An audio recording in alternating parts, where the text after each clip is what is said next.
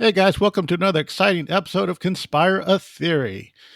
Just a little front of house first. As you've noticed, I've been releasing a few episodes sparsely lately. That's because I've been working now on Project Twilight Sentinel, which is a comic book adaptation of some short stories and stuff that I've been wanting to get together for quite some time. The initial scripting phase is reaching a close, and we will begin the art phase of that soon. So I'll be leaving updates on the Instagram if you wish to follow that closely. Those of you that have been following have seen the pre-production artwork already released. And I'll be, once the pages are done here and there, I'll let you guys get a peek at them. The editor has given me some notes and approval, and we're excited moving forward. Now, on to the main show. I was listening to a friend of the podcast, Kevin. He had Where the Weird Ones Are. There was these ladies on there. They constantly berated him and abused him. And I thought, man, I got to give these ladies a piece of my mind, show them what's what. Anyway, so let's go ahead and get started, and then we'll bring those ladies on to the show. And here we go.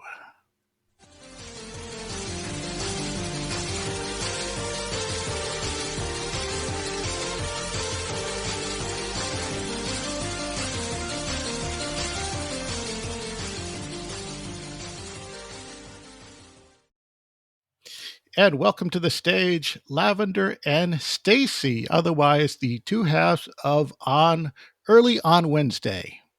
Yes, sir. That's us. Hello, hello. Now, I remember listening to you guys. I think, Lavender, you had your show early on Wednesday prior, and you were going solo for quite some time. And then you had picked up a co-host along the way, and I had been listening to you. I've been wanting to reach out to you for quite some time. But then, of course, this latest episode with Kevin on Wednesdays, with Kevin on Where the Weird Ones Are, it was like, okay, I got to reach out to these two sooner rather than later, because it seems like this you two are just a lot of fun. I see early when you guys were coming together, I saw a lot of potential there, and I think you guys are developing into quite the team. And when I listened to that episode that I'm referring to, is I think you had your appearance on, I forget which episode it was, but after the episode, I wanted so badly just to reach out to Kevin, wrap him up in my big, strong, misogynistic arms, and say, "There, they can't hurt you anymore." Oh, but we can. Because throughout the entire episodes, you ladies pretty much objectified him the entire time, and I'm like, "Oh God." He likes it. Anyways, he likes it. We love after listening to your show, you have this element that I like to hear, from female podcasters. Like every now and then, when a bunch of women get together, they tap into, I guess it's referred to as either the divine feminine or Lilith energy sometimes, where good old Lilith. You just love some Lilith. Go off. And I'm a definite Lilith. And there's nothing I like more than ruthless women. Because when I was listening to, there was this old podcast on Gas Digital Network, and it was called Shame On. It was pretty much these two roast comics, these two female roast comics, and they would pick a topic. They would have one of their friends come on to represent the topic, and then they would just banter the shit out of that person, and it was just ruthless and hard and edgy, and that's not your show, but that sort of ruthlessness is what I love it whenever I hear it. And every now and then I hear you guys sort of, developing that sort of ruthlessness in your show as well, even with, with various guests that you have. And every now and then I'll hear other women, like on other shows. I think it was the other Wednesday podcast, which is on Wednesdays We Talk Weird. Oh yeah. That's a good one too. The host, Ashley, and then she had another one of her co-hosts, rotating co-hosts, and then they were interviewing the author of Women in the Paranormal. It was sort of a Women in the Paranormal book, and a lot of it was pre 1950, almost in the early 1900s, of women, trailblazers in paranormal and stuff. And they got worked up. They worked themselves up like, those patriarchy, rah, kill all men. And it's just that Hex, ruthlessness that I hex the patriarchy. Just, yeah, you know. sometimes, we love the abuse every now and then. And it's I don't know. I don't know. I don't maybe it's just some unfettered kink I'm unaware of, but it's That's just probably what it is, to be real honest. probably because in my We youth, like all the weird kinky stuff over here, so. in Yes, my we youth, do. my favorite characters were the Disney villainesses. Oh, Your mine Oh, Cruella de yes. too. Vil, Yes. Maleficent, Yes. they Ah, the quintessential MILF, so to speak. And I guess we see that lately represented in, like, the latest one that I think broke the internet was Lady D from Resident Evil, those video Oh, games. yeah. That character, and it's just this ruthless, you know, strong, unabashed female energy that I just find overwhelming, and respect the power so much. well, And when I Chris, see, that comes from years and years and years of women being oppressed, of women being property, of women not allowing or being allowed to go and make their own way. And then you have on top of it, you have those of us who had to fight to be able to publicly love and marry those that we wanted to. So once we jumped on it, it was like, jet fuel, and we took off with it. Well, I think that too, like with both of us, we're both like minorities when it comes to even women. Like Mhm. obviously we're both women, but Stacy's a lesbian and I'm a veteran, and those are very minorities within even the women's world. So we both have very different outlooks, even compared to just the average woman. Yeah. hmm, And then Lav will do stuff like, record with no pants on, and then my lesbian goes all crazy, and yeah. hmm. For a time, Stacy, when you would do the intros and you do Mhm. Lavender, I'm such a brony. I keep waiting for the rest of the name to come out.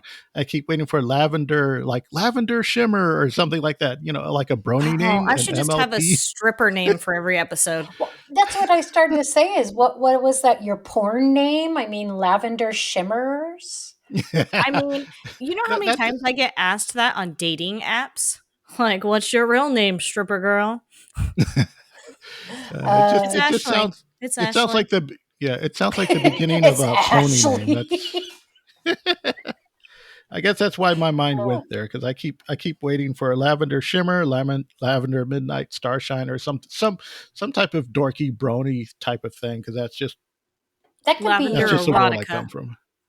that could be your look, Chris, since you do the comic books and the Oh yeah, what make me a manga comic type, book character. make Oh, oh yeah. I'll It be it her would be nerdy sidekick. it wouldn't be the first time I've drawn people's pony sonas. Yeah, as a sort of like an MLP type of thing. I've done that before with some of my author friends. That's hella The cool. but That is really putting cool. together a Lavender Shimmer would be so much fun. it would be. I give you permission.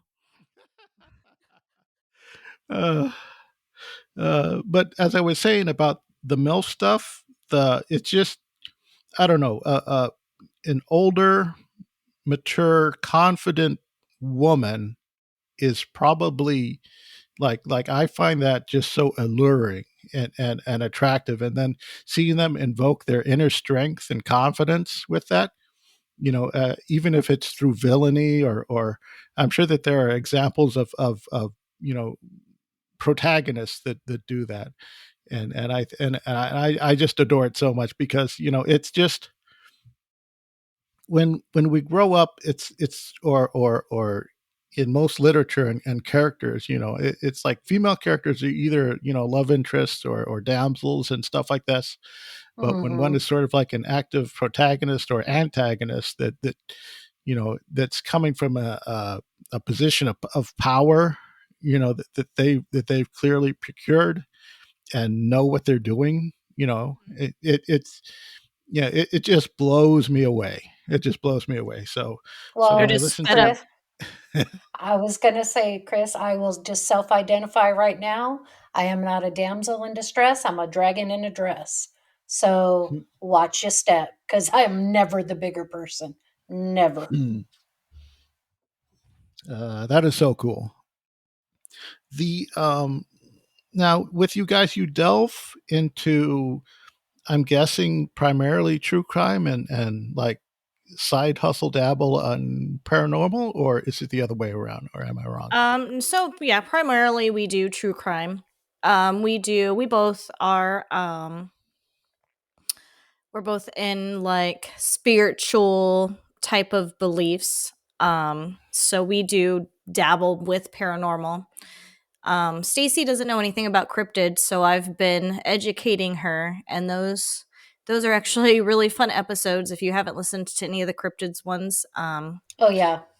they end up really bizarre conversations because she has no idea about any of them. No, none. So Uh, And there's sometimes something will come up about a cryptid, and I'm like, what the fuck? What? He only had one arm? But right. he whispered you under the why can't I do this stuff? But Uh, yeah, it's primarily true crime.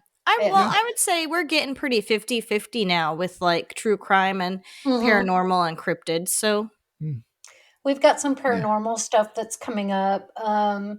And then also too, what I think is kind of neat is our true crime episodes are very heavy. We don't hold back. We don't sugarcoat.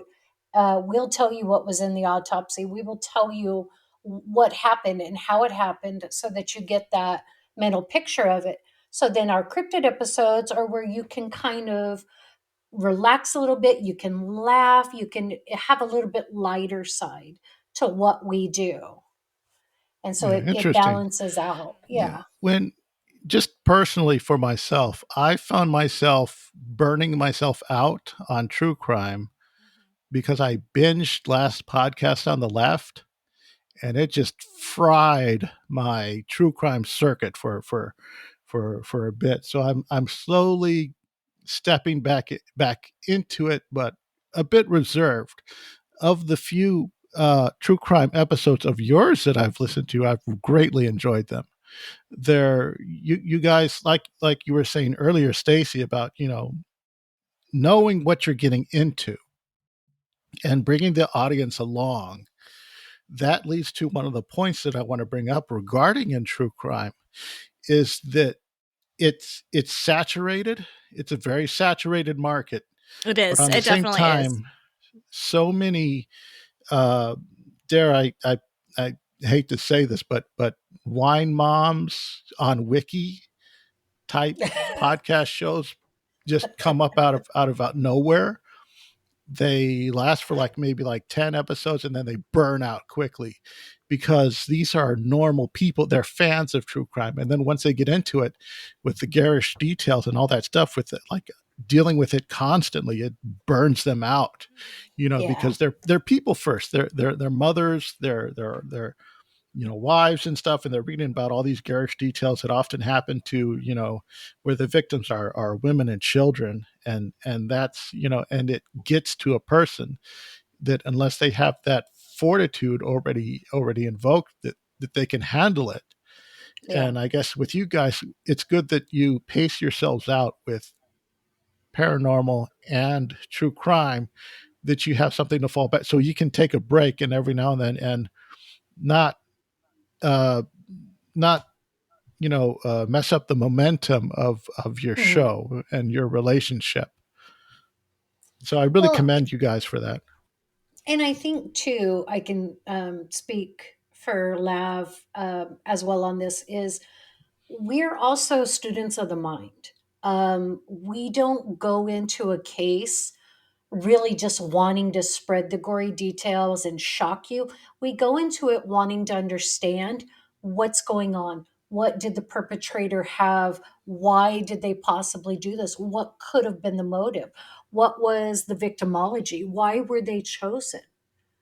And then just kind of have the ability to explain, like, not everybody that goes into a case as a perpetrator is necessarily evil. They may just be sick. Those victims may not be completely innocent. They may have created a situation where they did become the victim. So we look at it from many different perspectives. Shock value, if it comes out of it, it comes out of it, but that's not what we're about. Yeah, I think a lot of true crime shows so often there are some lines that I am very leery about crossing as a podcaster and researcher on these topics.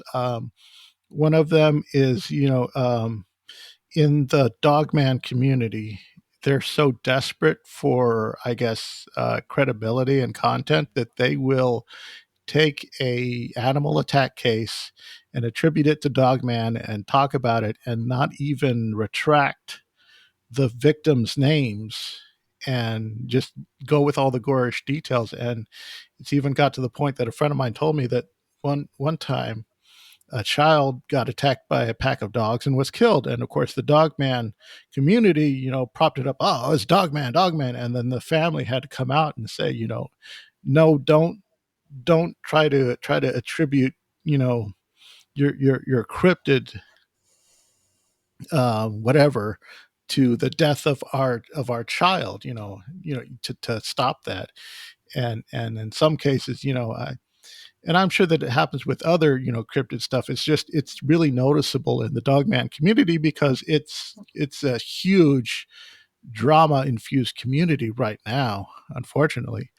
And I guess with some of the, I guess it's why I guess some people prefer to deal with cold cases because there's not much, current day spillover that's going to affect, people that are trying to get on with it and live their lives, and Yeah. not have this moment or this case drudged up, just so podcasters and stuff can get clicks. Right. I feel like we do a lot of current cases. The ones that we have done are either solved and there's an outcome and we're more discussing like the psychology of how it happened, or the ones that we Mhm. do that are still ongoing and still unsolved. The families are asking for answers and they're asking people to spread the story so that, if somebody knows something, it will come out about it. So those are kind of the ones that we do. Otherwise they're cold cases that, Mhm. we don't And Okay. we try to stay away from the ones that the families don't want involvement and they just kind of want to be left alone. So yes, because Hmm. one of the greatest achievements, I feel like rewards that Lav and I get out of our episodes is we bring absolute dignity to the survivor or to the victim. We want them to be heard. We want them to be known. And as well, we like to bring some cold cases that have an update. Um, say, I'm going to just use a hypothetical situation. Let's say there was a serial killer in California. They happen to be in my area in the Central Valley, and they're getting released from prison. Then I want to do that episode because I want people to be aware that this person is about to be on the streets and this is what they did. Hmm. Hmm. Yeah, it is interesting, and it is a touchy topic. And I think that's why these other, I guess, lesser the, like I said before, wine moms on wiki type shows, is that they often burn out is because this stuff, these issues, touch close to home, Mhm. so much because, we're dealing with, real people. Right. This isn't just, I guess there so many people have this rose colored glasses eye view of it because they Yes. see unsolved mysteries and they see the romanticism attached to it with the reenactments and all this stuff, and I guess Yeah. that's what they think true crime is. But then when they delve into the details and the cases and realize that, stuff like that happens, just up the street or even in their own homes sometimes, is that, it hits people a little too close than they care to admit, and I think that's also leads to a lot of burnout. So what, aside from, also delving into other topics and stuff, how do you guys handle, or how do you guys plan to keep yourselves from burning out? Actually, we've had this conversation recently, haven't we, Stacy? So, Mm-hmm. um I think since I have been doing this for twice as long as Stacy has at this point, and when she approached me about helping out, she it didn't start out as her co-hosting with me. It started out as her approaching me and saying, "Why aren't you putting episodes out regularly? What can I do to help you? Like I love listening to you. What can I do to help you?" And Mm-hmm. I was burned out. And so it started out as her, well, I could do the research for you. Let me research. What do you want me to research? Let me do the research for you. And then from there, it kind of just turned into, well, why don't you get on here with me? Like, if you're going to do the bulk of the work, why don't you get on and talk about it with me? And so that's kind of how we ended up even in our situationship that we're now. But Stacy, and me had this conversation. It's not a situationship. You love me and you need me.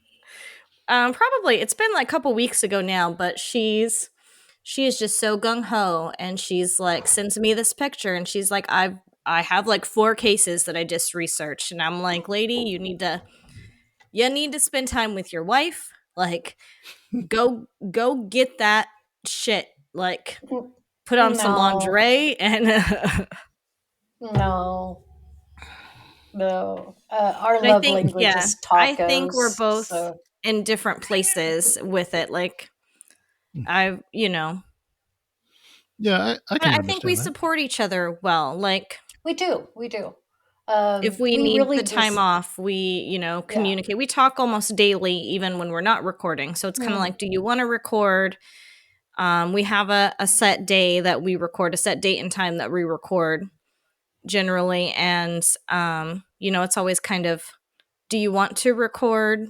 How is your day going? Like, and we both look forward to getting on and recording. And some mm, days, there's been days that we hop on and we'll set, because we generally spend about 3 hours. We record 2 episodes at a time. mm. Um, so, and we both do one. So I'll do an episode. She'll do an episode, and neither one of us know what the other person is doing. So we kind of surprise each other. But then there's days that we'll spend our whole 3 hour block just bullshitting and never actually Mhm. record anything. And we're like, oh, time's up, gotta go.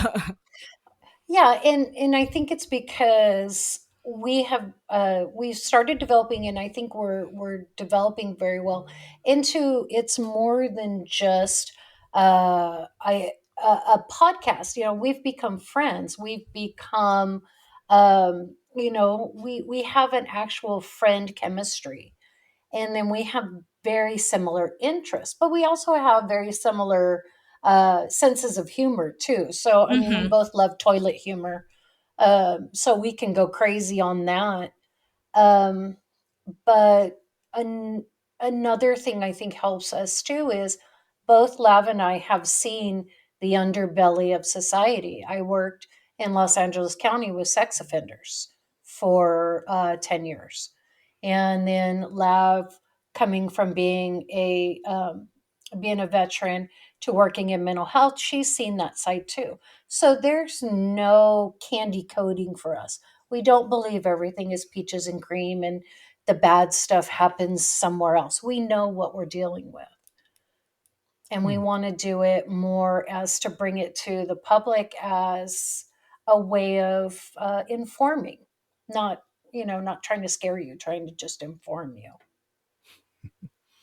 Yeah, it's good because as I was speaking to your developing relationship, because I remember in earlier episodes where like I said, like I was joking earlier about the divine feminine Lilith energy, where you guys are getting all charged up and you're edging so close to the sun, and then at the last minute you pulled back, like oh, to be fair, blah blah blah, and I'm like I didn't get my closure, my and It was then anticlimactic. yeah, and then in recent episodes, you guys just now when you charge up and channel that divine energy, you guys just barrel through it, and Yeah. I like to hear that because it shows that you guys are more confident and you work together better than you had before. And I think that the chemistry is improving because that's what I like to see between co-hosts is good chemistry. Mhm. Um, Now, I got a question about why do you guys think there's so much crossover between paranormal and true crime? That seems to it happens so much that even to the point that I think some true crime purists, they get all pissed off. It's like I didn't come here for ghost stories. Right. I And came here for cold case true crime shit. Don't um tell me about Slender Man. And what I your I thoughts? honestly think that it's happening more regularly because like the paranormal community is much more open arms. The and yeah, Stacy could probably vouch for this. Like it's very rare that like there's no true crime based chats and stuff that we're part of. Like we're not No. we're not invited to do things with them. It's the paranormal side and the conspiracy side that is more open to, hey, like there's some true crime conspiracies out there. You want to talk to us about that and kind of letting us into their world. Yeah, So that's kind of, definitely. I think from there it was just basically a dive in. We're like, oh shit, we're in now. Here we go. Just skinny dipped right Pan- on in. I was going to say, big girl panties off. Let's go. Yeah. Well, I mean, and Um, Lavender, from the beginning, you guys were pretty open about there being crossover between paranormal and true crime. So this isn't a dig at you when I point that out. Oh It's no. just And it's just a I sort of think something that I notice in prolifery that I hear from other podcasters complaining. and I have heard complaints. Like I've gotten complaints from people saying, keep it just true crime. Like we don't want to know any of those myths and things like that. And I think for us it's just our personalities. Like we like yeah. true crime, but we also like this other stuff. And there's times like the perfect example, the smiley face killers. Like it's Hmm. never actually been none of the killings have actually been linked by law enforcement. It's all conspiracy that they're connected. So it's kind of, for us it's just an easy transition because that's both of our personalities. We're both into the weird stuff and the Oh, conspiracies and the yeah. paranormal. I think we may Yeah. be into that stuff more than true crime, to be honest. So Well, and also too, to kind of piggyback on that, what Lav was saying, I think a lot of times too, we're getting approached by the paranormal community because they're seeing. I'll use the Chris Watts as an example. There's been paranormal investigations of the at the house. home, Hmm. and they're starting to see activity. So now a lot of the investigators are like, I know the story, but do I really know it? And then that's where we get approached like, hey, you guys do both. This is what I've got to bring to the table. What can you tell me about what really happened? And something that Lam and I say all the time is, if this the episode we're putting out at that moment, if it's not for you, catch us on the flip side. There'll be one that is for you. And I like to think that we try to stay open minded and also think about everything well rounded. So being able to listen to people's accounts that may not be what we've heard and the truth as you know it, and being able to Mhm. openly minded listen to this, and then also be able to be like, you know what, I think you're right. There's something more to this story than anybody knew, anybody realized. And Or I'll call bullshit, one of the two.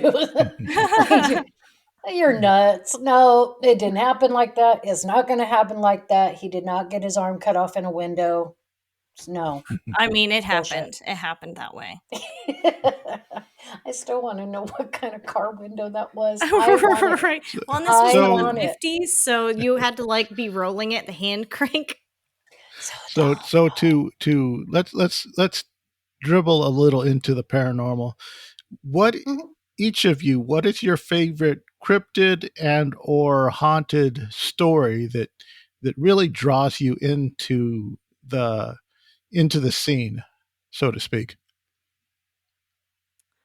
Well, Mothman is definitely my favorite cryptid. Um, for paranormal, I like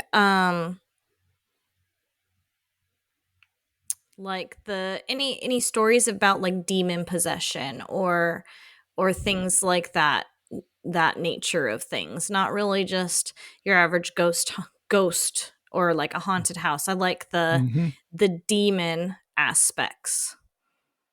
Yeah.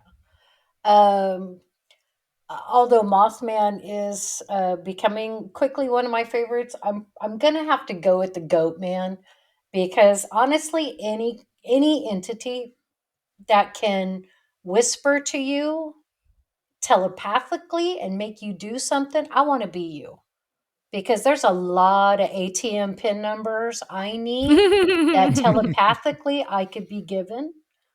Um, but paranormally, I like the demon aspect. I like the darkness, but I like that there is a force that can come from you to combat the darkness that's there.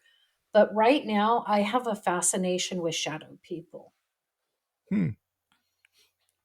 And then I think Yeah. that all started with our shadow people. We did a shadow people episode. We recorded one not too long ago, and then we failed ourselves and didn't actually save it. And I'll but take all the Stacy blame has for that been, one. ever since doing that episode, she's been witnessing shadow people. In my house. I mean, Yeah. and especially you guys are going to come to my house. Could you at least pay a bill? Could you bring beer? I mean, something. Hmm. Uh, Are but these I like came in. any particular type of shadow entity? Because there's like a small category of them. Stacy? I'm not sure what they come from, but the one that I find myself going back to and thinking about a lot, um, is I had one. I witnessed one in my hallway, and it was down on all fours, and it was kind of, Like the cat-like ones that I was seeing. yeah, but it was in a position like it was going to pounce, like it was going to, come charging into my room and take us out. And it we have our electrical outlets have lights underneath them so you can see the hallway. And it was just really strange because when I got up, I looked into the hallway and like I could see the light, and then I couldn't see for two. I couldn't see, and then I could see the other lights, and I'm like, what the hell is that? That sucker's thick. And when I went toward the door, I had this overwhelming feeling of dread. Hmm. And then, my ancestors, because we are the granddaughters of the witches they did not burn. I stood there, I asserted my dominance and told it to leave, and it did. But recently, we've just had like this kind of strange. oppressive feeling Hmm. that every now and then kind of shows up, but it doesn't stay. So I guess you sort of like I just imagine you like Lady D from Resident Evil, a confounded man thing, and just smashing it the fuck out. It's the yeah. I guess when you like peer into the abyss peers back, and I'm sure that as you gain more confidence and control over it, hopefully that situation will dissipate. Yeah. Because yeah, I know that I tends to happen a lot with the paranormal crowd. Well, it's like we start talking about these things and they start showing up. Amanda. Well, I stood in my doorway and I told it, look, I'm the most powerful force in this house, and you will not defeat me, and you cannot stay. You are not welcome. And it did. It dissipated pretty quickly. And Mm. you could ask my wife. I am kind of the meanest force in the house. Good. uh, so I guess delving then back into true crime, then so to speak. The I notice a lot of, and I guess this is probably why I guess I got burnt out on true crime, is that after a while you notice a pattern, like all the 60s era serial killers usually end up being repressed homosexuals who are finding a way to lash out at an oppressive society that ostracizes them, or there are people with like some extreme mental illness and kink that they're trying to invoke with the use of people as a canvas, using people's dead Mhm. bodies as like to get off on some sort of repressed, some sort of kink that's usually some repressed parental uh, manifestation of parental abuse that they experienced as a youth, like what was it, Panzeram? Uh, I forget his first name, but he is Panzeram. He was one of the more famous serial killers out there who had quite Yes. a kill count. And then there was that other guy. What was he? Was like a he would he had a pair of human breasts like hung over his desk or something like that, Oh. and he had a foot that he would just keep on display, and he would like kidnap these women and then take photographs with them, and even Oh, had that one was I want where to say she was Henrik. That might have been I believe Henrik. so. I think, yeah, Yeah, I think so. because he And had a where foot fetish, and Mhm. he And he had the ampu bag or box of all the high heels, right? yeah, and Yeah, he'd put his amputated feet into the heels and take pictures of them. yeah, and then he would And then like you had have the victims like ride his daughter's tricycle and stuff like that, Mhm. mhm. and take pictures of that. And I think there's like all well his wife was in the other room, and she like knew nothing about it I don't supposedly. believe that. I mean, if he Yeah. I has don't either. like in any of the cases, if they're doing that kind of stuff right in the house, like the family knows, there's no way that you don't. I Hmm. mean, even if Um, they think that he's cheating, like at some point they're seeing women coming in and mm. they're finding women's clothing, they're hearing women's voices. So then maybe they don't know he's killing them, but they at least know other women are around. So, Or look at Gacy. Gacy was a closeted homosexual because his father shamed him for being, air quotes, a sissy boy. And his wife in their two daughters, he would send them off on an excursion. He'd send them to her family's house. He'd send them on vacation, and he would commit his crimes, and then they would come back and live as if nothing happened. And his wife came right out and said she never questioned him because she didn't want to know, because she never wanted to be accused as an accessory. But she knew there was a funny smell. She knew he had a torture chamber. She just didn't want to know what he was doing in it. And I feel like a lot of the wives are that same way. Like I feel like they know. I mean, women are Mhm. very intuitive. I mean, we can just be talking to a guy and never meet him and know, like you just from talking to him, you're like that guy's fucking married. Like you Yep. can't tell me that you're living with somebody and you don't know that he's out there killing people. Like Mhm. I you're Yeah. mean, my wife can't even go to a different grocery store without me knowing. I'm telling you, uh, right. FBI is nothing. MOM. That's who can find shit out, and we Hmm. do. We do. Mhm. Yeah. Very very Yeah. true. And Facebook is a then wonderful thing.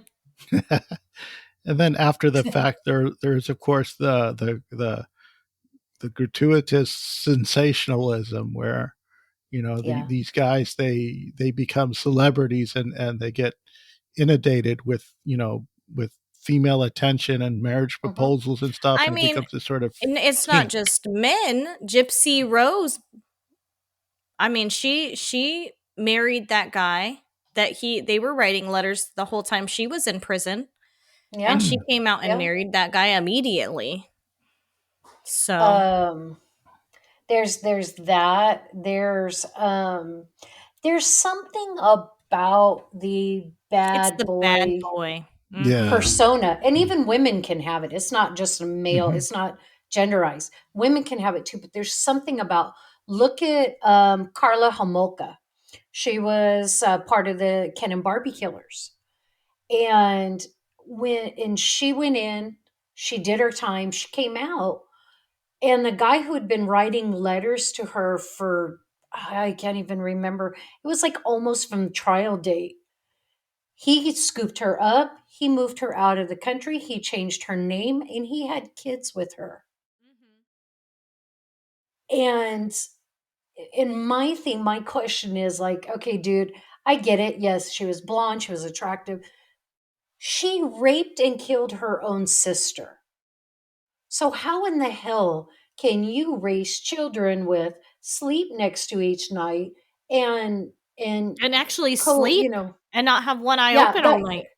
right, with this person. Mm, yeah.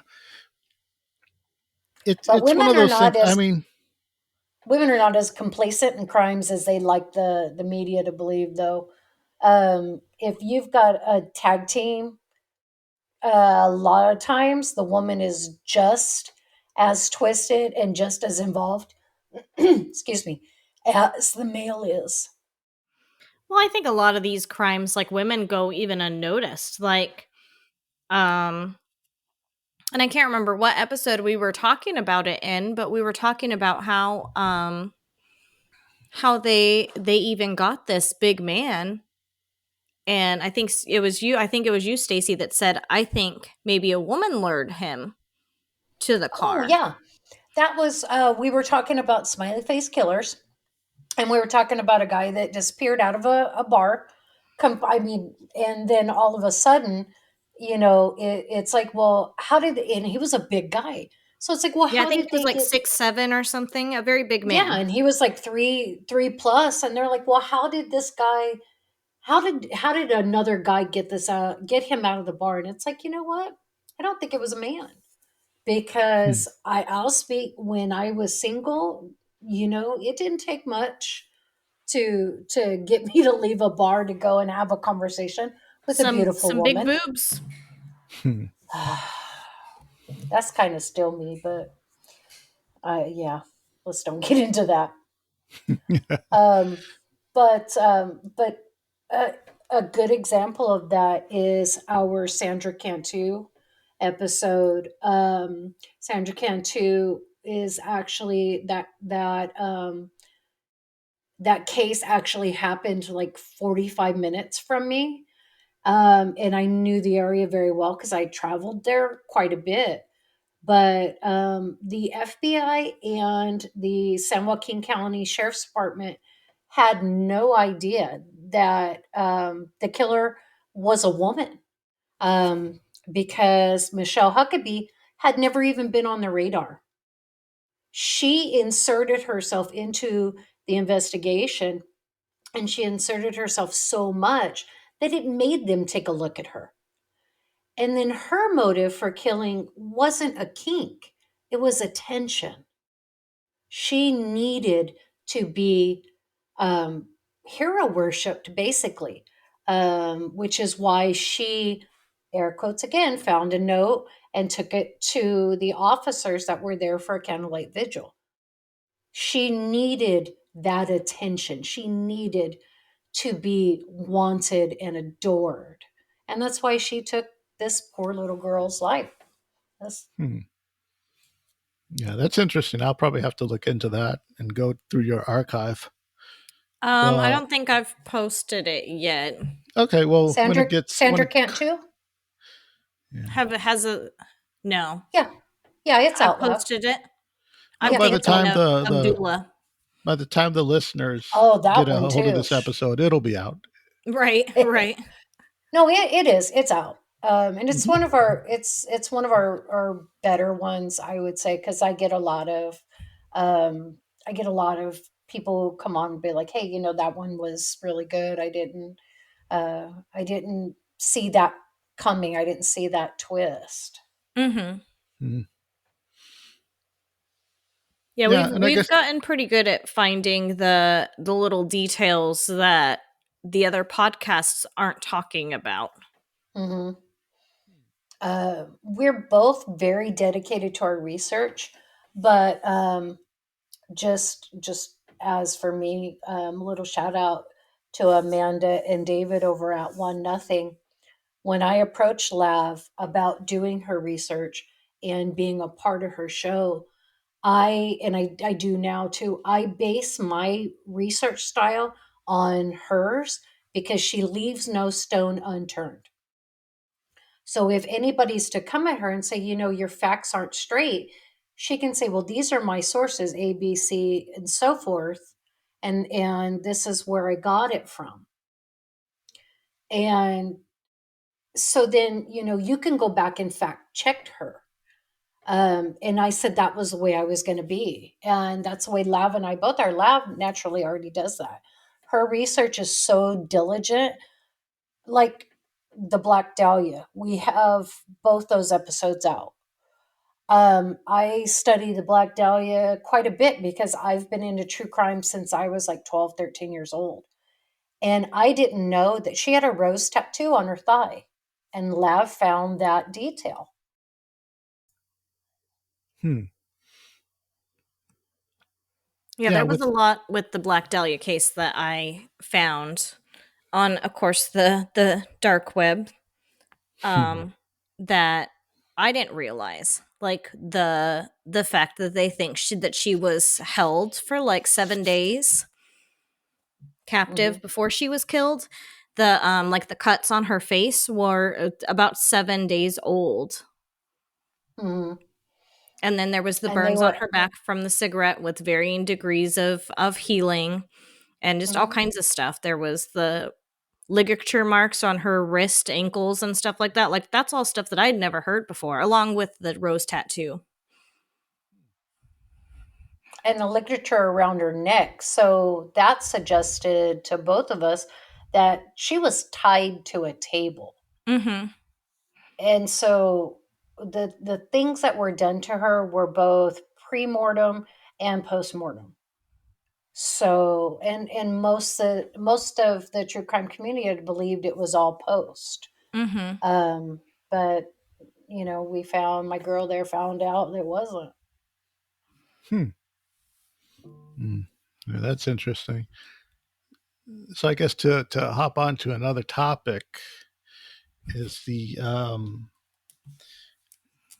I guess a lot of I guess people behaving badly and stuff is often attributed to uh, satanic panic, and even now we're Mhm. Ah, still seeing it today, right. and it's I kind of find it on the one hand laughable because it comes off to me as sort of it like pseudo edge lord gothard bullshit that Mhm. a lot of what because I don't because it seems to be used as such a broad term and scapegoat to throw against everything. Like right now with all the celebrity stuff, everything is celebrity and it's all satanic and stuff like this. And Mhm. I'm like, yeah, I don't think so. I think that's just, like all the devil worship stuff in modern celebrities. That's just to to to to make the people on the right spurg out, so they'll talk about it and give the performers, bad boy credit or whatever. And so much of what is Satanism today is I some people see it as just it's just Sith Lord Christianity, and so much of the imagery is either old defunct or Christian stuff, or it's pagan appropriated pagan uh, imagery. and Mm. and some of the stuff that because I've a while back I interviewed a pagan about that, like what it's all about, and all of this stuff in this nature, and how it's so much of what is labeled Christianity or Satanism clearly isn't. And it's just a sort of like a catch-all term, just to put up weird shit with the celebrity and stuff. I think that a lot of that is just narcissism and nepotism wrapped up, Mhm. rich people getting away with rich people shit, I whether agree it with that. involves crime or not. And a lot of it, as far as the crime level goes, I think that's just shock value horseshit, because they know it's going to get a rise out of Yeah. anyone who like perpetuates any of that criminal um, stuff. They just throw that in there. It's like, oh, we'll throw a pentagram up there. That'll squeak the all the church folk and stuff like that and give us attention. Well, And even though the pentagram is a Christian symbol of protection, or at least at one right. time I believe it was. and and I don't know what to make of it. What are y'all's impression? Um, anytime I hear about like celebrities and anything crime or this satanic stuff, and there's a lot going around that like Hollywood is trying to convert our children to the homosexuals and the transgenders, and they're grooming our kids and things like that. Like what the first thing that comes to mind is that there's no bad publicity. In fact, the negative Mhm. stuff is what makes people go. They're like, "What? What's going on? Let me go research this. Let me go look this up." If they hear something, so and so donated $1 million to this charity. Oh, that's good. That's nice of them, but they don't go research it. They don't go look it up. They're not spending time, you know, digging into this. So they're not making the pleb- the people putting out the publicity any money. Hmm. And think about True as well. Who is the ultimate boogeyman? Satan, Lucifer, Beelzebub. He's the ultimate. You don't get more evil than him. And so, how do pseudo Christians find a way to not only really rationalize, but justify these huge churches, these huge donations, making you feel guilty for being who you are and make you feel guilty for living a lifestyle that you want to, is they blame it on Satan. But truthfully, Satanists and Luciferians are very different as far as what they worship. Satanists actually don't even worship the devil. They don't believe in heaven or hell. They actually they believe in themselves. And a very popular satanic saying is, "Believe in thyself, be thy own leader. I need no shepherd, for I am no sheep."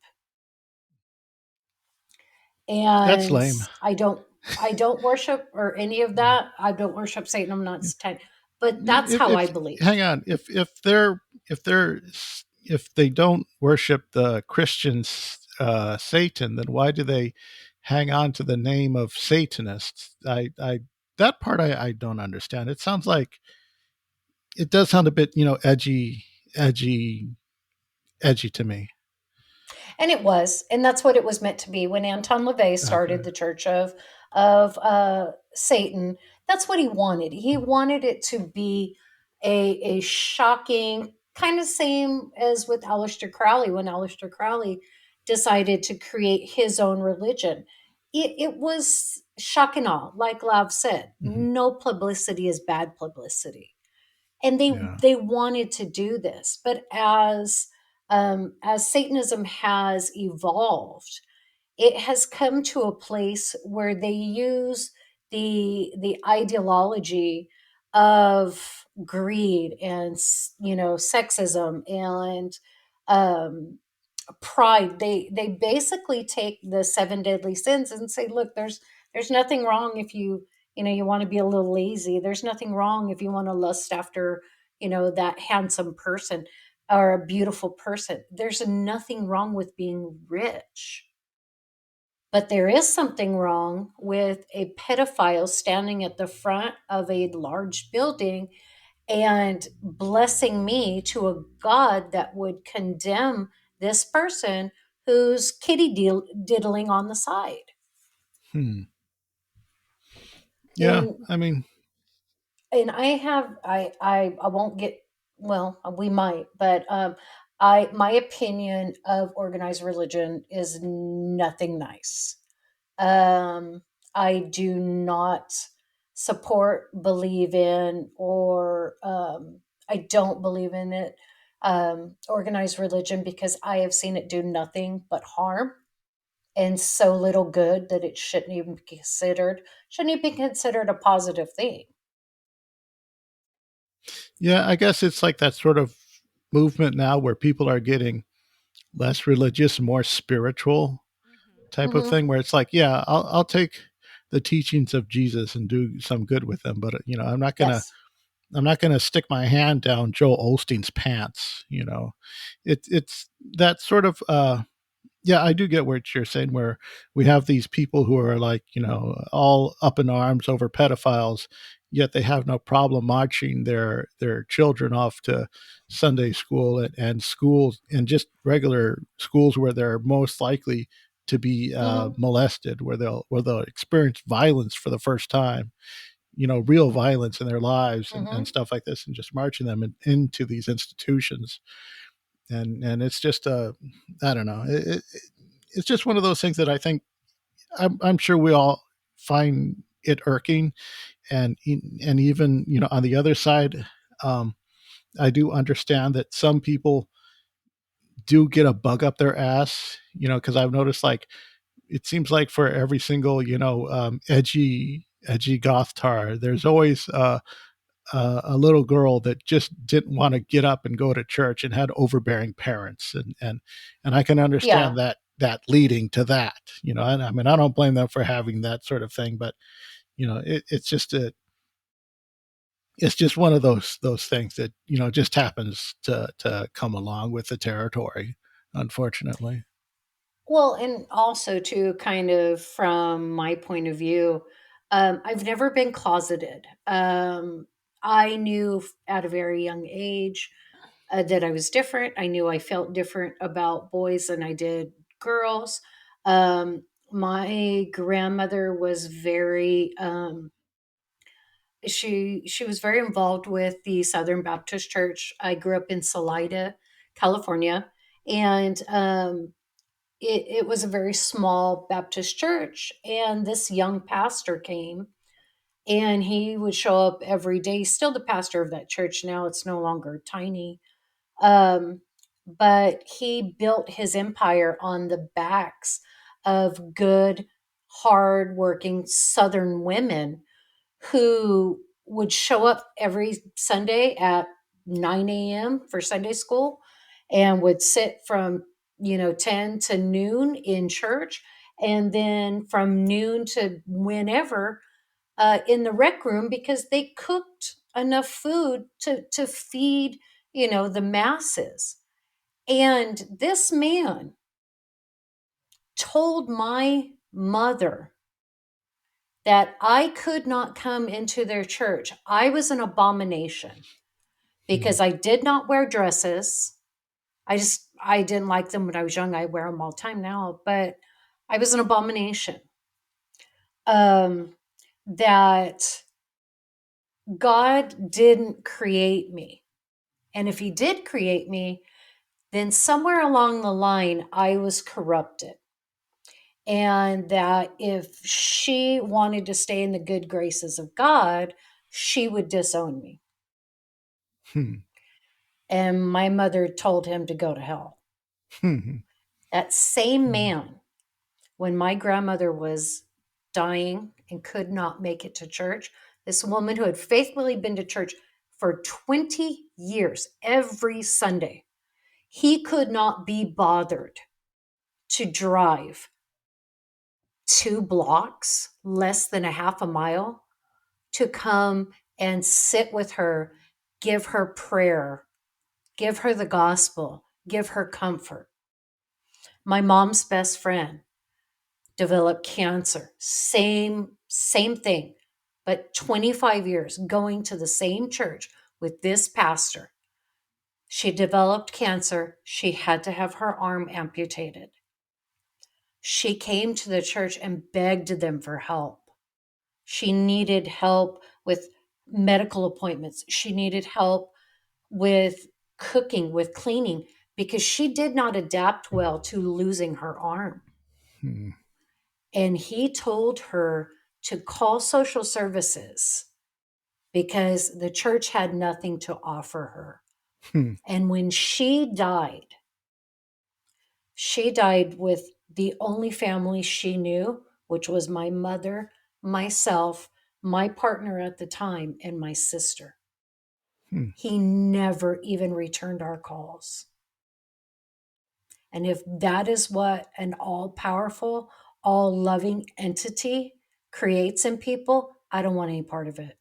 Give me the one that's going to make me rich, that's going to give me the deal, that's going to let me live my life where I'm in happiness, because I shall not be in servitude. Yeah, I can understand that. And of course, the people would, someone would counter argument with that, with saying like, "Oh, well, that's the corruption of man because men are fallible," blah blah blah. And okay, and I can it it what I do like is that it sounds like you had a good positive relationship with your mother, Oh, you and talk about, yes. I am the woman yeah, I am. I have a backbone of titanium because of my mother. yeah. I am a strong woman because I was raised by a strong woman Yeah. who was It raised by a strong woman. it really makes me, it really makes my heart ache when I hear people that didn't have good relationships with their mother, like our friend Kevin at Where the Weird Ones Are. He's in a strained Yeah. relationship with his mom, and he's very open about that. And I had a girlfriend, a past girlfriend, whose mother pretty much emotionally disowned her, and seeing her deal with that, and I just it hurts me because I had a in my relationship with my mom. My mom was strict. She's like a typical Hispanic mom. If I don't turn the lights out when I leave a room, she's gonna smack me upside the head, type of thing. And of course, she would just lay in wait in the hallway whenever I turn a corner and scare the shit out of me, just to get her jollies off. 'Cause- and She it's have just that chancla ready. yeah, yeah, absolutely. And it's just that it and I had but I had such a what I consider, even though she disciplined me, quite often and a lot, I consider I had a great relationship with my mother. And when I hear that there are people that don't have that, it hurts. It hurts to hear that. Yeah. And I wish I could just hug them, because because when I had, the girlfriend I was dating at the time, we would go and visit my parents all the time. And, you know, I'd like, it was like, and my mom would, joke with my girlfriend that, like, that she's going to teach her how to drive and shit like that, and do all that, because my girlfriend at the time didn't drive. And, Mhm. and I think and it was sort of a common theme because one of my siblings, his wife didn't drive either, so it was sort of an inside joke, like the home family where the men don't drink and the women don't drive. Eh, That's but yeah, crazy. Built-in DDs. but yeah, I mean, and just to get back on track, the whole satanic stuff of this. I mean, do Lavender, do you have any impressions, anything to add? Um, I I mean I feel similar to what Stacy feels like. I think what people picture as like the animal sacrifices and human sacrifices and things like that that isn't Satanism. That's a lot of tribal type religions. I'm not even going to like get into which ones because I'm not really sure. Um, Just barbaric base human behaviors, mhm. Hmm. lashing out. I think they use it as a scapegoat. Hmm. Agreed. Definitely. Definitely. And I It's think people that practices Satanism, they like it. They like to scare people. They like the thrill factor of people being afraid of them when they find out what their religion is. But that doesn't mhm. mean that they're out here, doing these horrible things that people think they're doing. Mm. No, I mean it's one of the strongest weapons that anybody can have, but I'm just going to use women. One of the strongest weapons we have, and I believe it was Audrey Hepburn said, it's not what you have, it's what they think you have. So if you're out there and you're trying to, blaze your trail, you're trying to make it on your own and have the confidence, maybe going out there with a pentagram, around your neck or a Baphomet sticker. Actually, I have a Baphomet sticker on the back of my computer. It says "Hail Satan and respect women." And I just did that to be an ass because I can. But it's that fear factor of, well, are they evil? Are they going to sacrifice me? Are they going to steal my cat? I'll steal your dog. It's not because I'm going to sacrifice him. I'm going to, give him his own bed and love him, to death. But it's not what you have. It's what people think you have. uh, so how are you two for time? Could you go for another 30 minutes, or are we? Should we wrap up? No, we're good. I'm good. I'm good. All right. I could stare at lavender all day. Aww. Like, see, that's what she does. Okay, And it's so fun. we'll give it another 30, then we'll wrap up because I've been loving this so much. I love finally getting the chance to talk to you two. I've been listening to you two. You're fantastic. I love hearing you on other shows. I love when you have other shows come on to yours and do that fun stuff. And no, that's not a backdoor invite for myself to come onto your show. I mean, Oh I'm no, just we well, would love to complimenting have you. we We would like it in the love back to have door, you. so Hey, speak for yourself. you. No. No, no, no, no, no, no. No. Mm. Nothing. So No. so Stacy, I hear that you're a bit of an activist, or right? As far as As whatever. uh An I'm activist. kind of Are you okay? I'm Okay, let me put it this way: I'm Are an you an activist anarchist. like Betty and Barney Hill, or are you an activist like I changed my profile picture to current thing? Racism is defeated, or some type of Oh stuff like that. no, no. Truth. The truth is that I am a an activist of humanity. So if there's I cannot sit by when there's any type of injustice. I will speak out about it. Um, Speaking out sometimes is gotten my head knocked in. But I don't take to the streets or the mountaintop, to scream my agenda or what I think should happen. But I live my life the way that I believe a good person lives.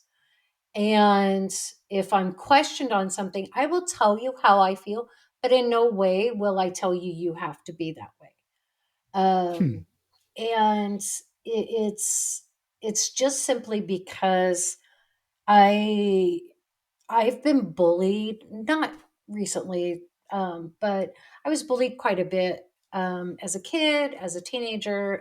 It's not easy growing up in a one horse town and you're the only girl that likes girls.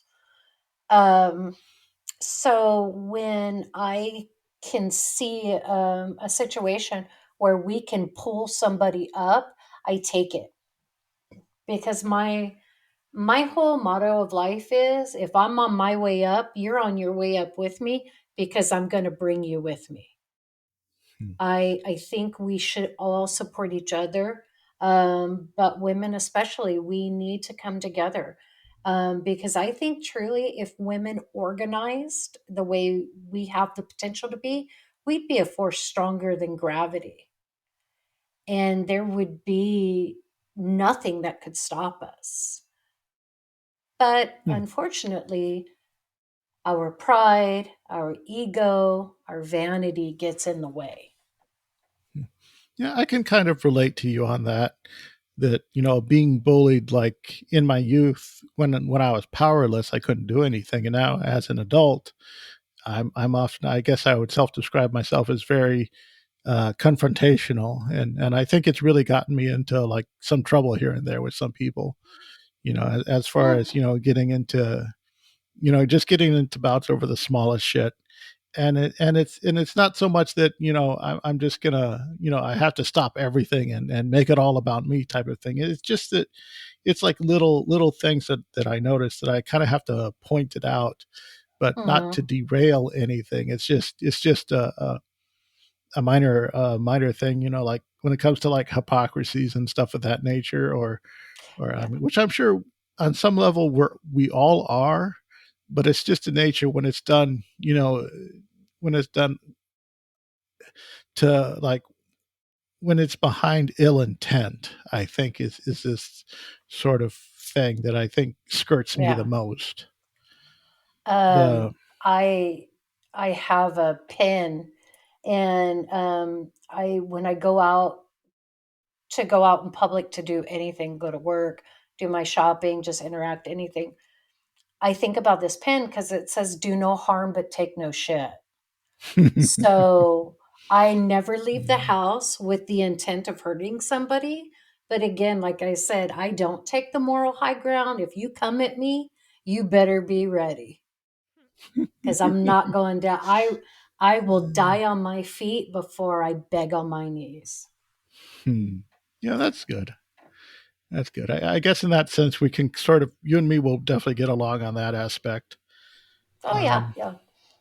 And then there's Lav, yeah, who that's it. So, can lavender carry. shimmer, Right. but Lavender Yeah, Shimmer. yeah, yeah, yeah. Lavender Shimmer, who's carried what a 500 milligram, not milligram. Whoa. Sorry, Is this drugs? that's a I bit of a was. horse pill. You do porn, I do drugs. That was the agreement. Because I'm too chubby for porn. Actually, no. I've seen some where I'm actually not, but no. I'm too Yeah, modest that's for that's it. specialized fetish stuff. So, Yeah, but that's the big money. Yeah, so big is the word in there. yeah. So, Lavender, what are your plans for the future? If there's not like a topic that you want to bring up before we wrap up finally. I mean, I would like to. You've seen where you've come. You've sort of developed this stuff. You seem to have some momentum going. What are your plans for like the next 5 years? Is it? I mean, what? How far and high is Lavender Shimmer going to shine? Well, I mean, I would like to go all the way and Television show? Alex Yes. Jones, you're going to be the next. Uh, Yeah. The frogs And are I was straight. thinking, haven't oh you gone all God, the way? what is his name? Howard Stern. Howard the Duck. Oh, No, Howard Stern. Is that his name? Yeah. oh, can Chop I be chop. your stuttering John? Yeah. Duh, Yeah, duh, that's duh, what I'm duh. thinking. Or no. Yeah, even better. Talk sex with Sue. You guys remember that one?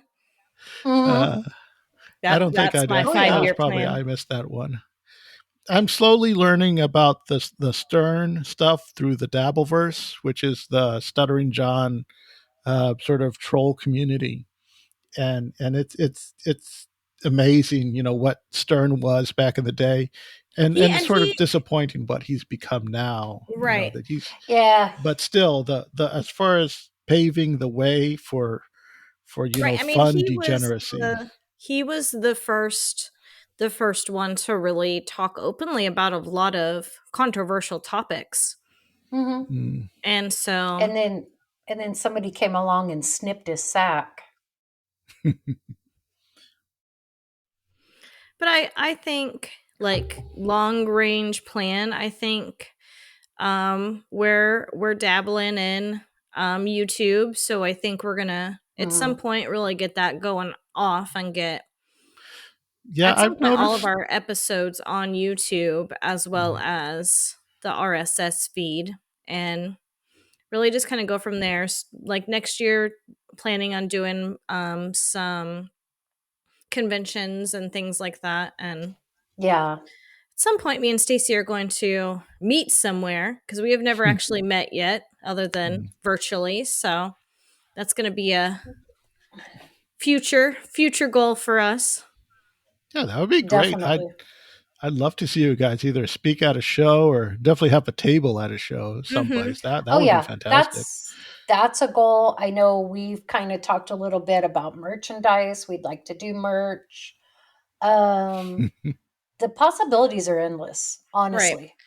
I think really we're just there's really no end goal. We're just kind of enjoying what we're doing. So as long as that's Hmm.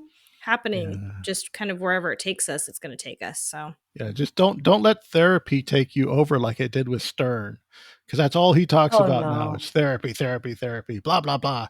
If you've seen his latest Kiss interview, he's like talking with like the basis of Kiss, and he's like, it's like, but what about, what do you regret in your life? What about your relationship with your father? And the guy's like, I'm in my 70s, and the bass player of Kiss, and everything's great and wonderful. What the fuck are you talking about? yeah, his dad Yeah, is and he, probably like long dead.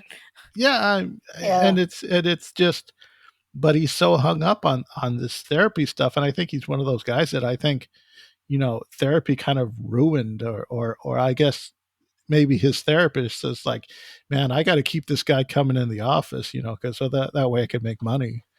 That's Right. another that's another cult like environment. I think for Lav and I, it's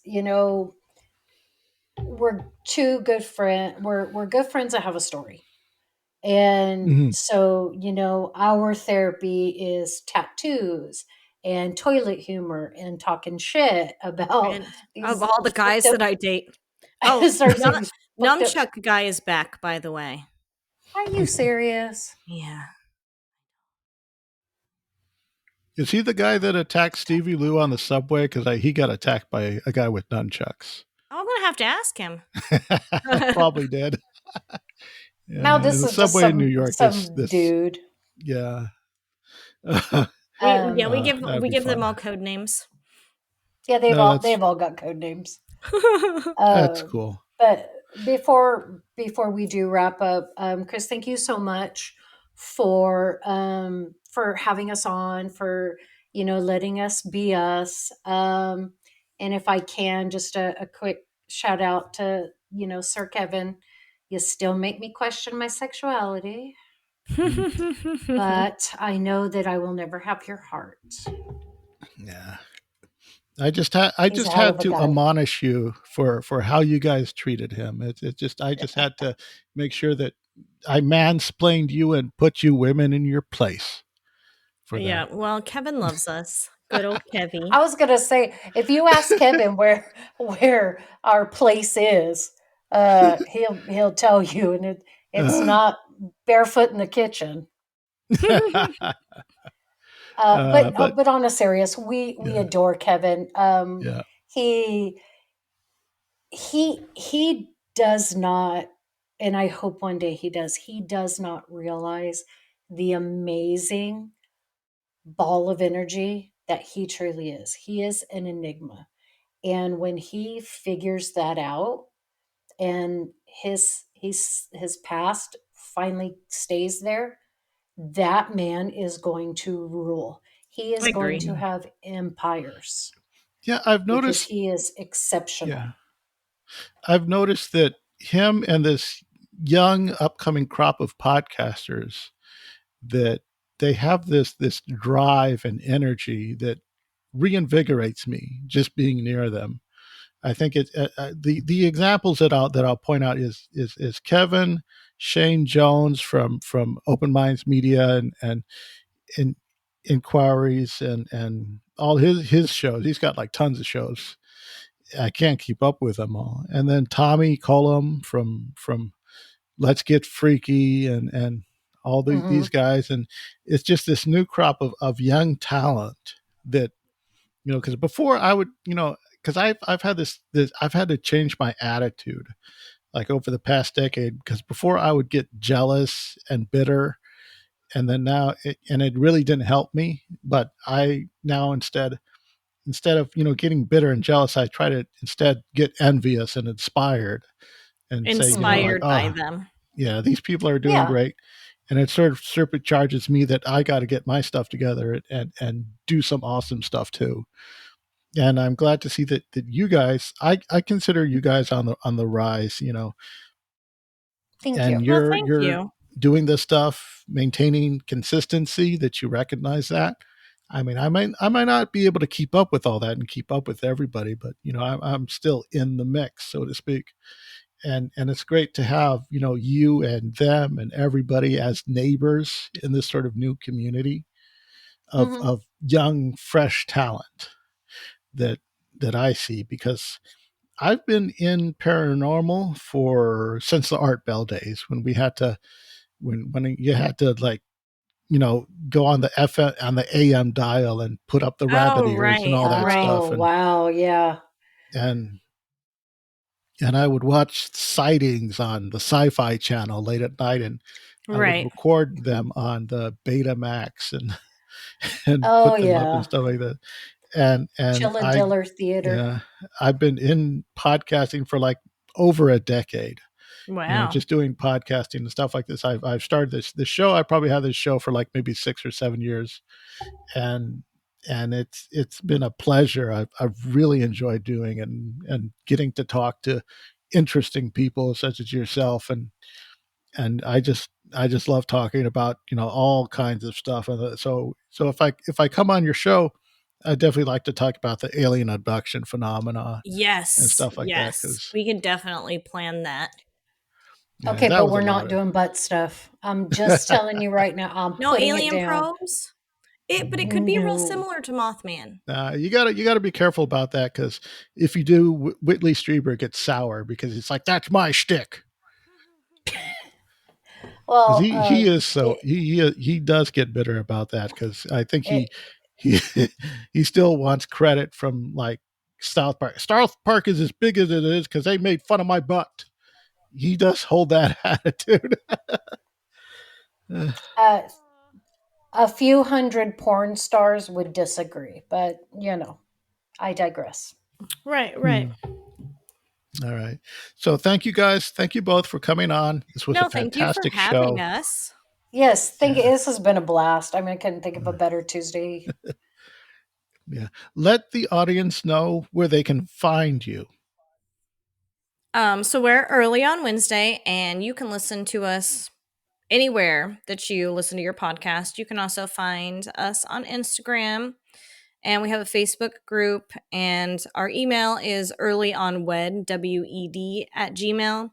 You can also hit me up. This is Lav on my personal Instagram, which is Murder Juice. And then Stacy, if you want to do yours, girl. Yeah. So my personal is I am witch with all the gifts, 666. Um, we take suggestions, we take reviews, we invite, this is an open invitation to anybody that's listening to you. This is an open invitation to come and check us out. If you got something burning and you want to talk about it, and either you don't have the platform to talk about it, give it to us. We'll talk about it. There's no holds barred. Yep. Um, We are happy to even have you come on our show if you have oh yeah, anything that you Chris. want to say for yourself. That goes for you too, Chris. Mm. Yeah, thank you. I'll definitely take you up on that. And for the listeners, go ahead, check these ladies out. I definitely appreciate them.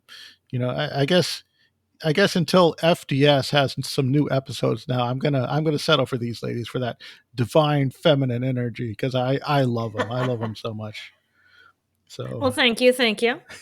Yes, I was going to say there's no settling. all right, Those are all fighting right. words. Fight. Uh,